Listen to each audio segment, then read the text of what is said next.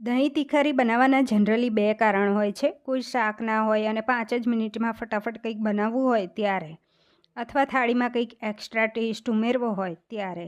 બનાવવામાં સરળ લાગે પણ એટલું સરળ છે નહીં. બનાવતી વખતે તેમાં વપરાતું દહીં, મસાલા, કુકિંગ ટાઈમ વગેરેનું ધ્યાન રાખવું પડે, નહીં તો સ્વાદ અને ટેક્સચર બંને ખરાબ થઈ જાય.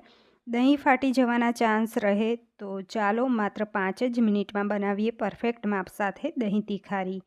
2 વાટકી દહીં લીધું છે, એને ઝેરી લેવાનું છે. તો અહીંયા ઝેરાઈ ગયું છે. દહીં ખાટું નહીં અને મોડું નહીં, મીડિયમ એવું લીધું છે. હવે અહીંયા 6-7 કળી લસણ ખલમાં લઈશું અને 1 ટીસ્પૂન લાલ મરચું પાવડર નાખી અને વાટી લેવાનું છે. તો આને દરદરું વાટી લેવું. તો અહીંયા સરસ વટાઈ ગયું છે. કડાઈની અંદર 2 ટીપડી તેલ ગરમ કરવા મૂકવાનું છે. હવે તેની અંદર 1 ટીસ્પૂન આખું જીરું અને ચપટી હિંગ એડ કરી લઈએ. તો ગેસની ફ્લેમ સ્લો રાખવાની છે. તો હવે 1 લીલું મરચું સમારેલું એડ કરી લઈએ.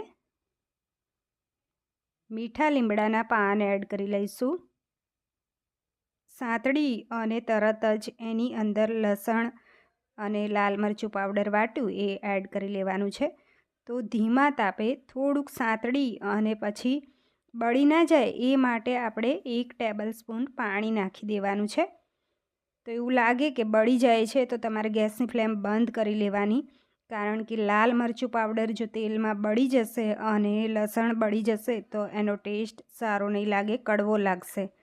તો 1 ટેબલસ્પૂન પાણી નાખ્યા પછી તેલ છૂટું પડ્યું એટલે આપણે 1 ટીસ્પૂન ધાણા જીરું પાવડર એડ કર્યું અને એની અંદર 1/2 ટીસ્પૂન હળદર એડ કરી અને સાંતળી લેવાનું છે. મીઠું એડ કરી લઈએ ટેસ્ટ મુજબ. તો અહીંયા મેં 1 ટીસ્પૂન મીઠું એડ કર્યું છે. હવે ગેસની ફ્લેમ બંધ કરી લેવાની છે અને બંધ કર્યા પછી ઝેરેલું દહીં આમાં એડ કરી લેવાનું અને એને ધીમે ધીમે મિક્સ કરવાનું છે. તો આ રીતે તમે દહીં તીખારી બનાવશો તો દહીં ફાટી નહીં જાય અને પાછળથી મીઠું નહીં ઉમેરવાનું, પહેલાં જ આપણે એડ કરી લીધું એટલે દહીં ફાટે નહીં. અને દહીં છે એ ઘાટું લેવાનું. તો અહીંયા ગરમા ગરમ દહીં તીખારી તૈયાર થઈ ગઈ છે. અને રોટલા સાથે, ભાખરી સાથે ખૂબ જ મજા પડશે. ઉપરથી ફ્રેશ લીલા ધાણાથી ગાર્નિશ કરી દઈએ. ફ્રેન્ડ્સ, આ રેસીપી ગમી હોય તો વિડીયોને લાઇક કરજો અને મારી ચેનલને સબસ્ક્રાઈબ કરજો.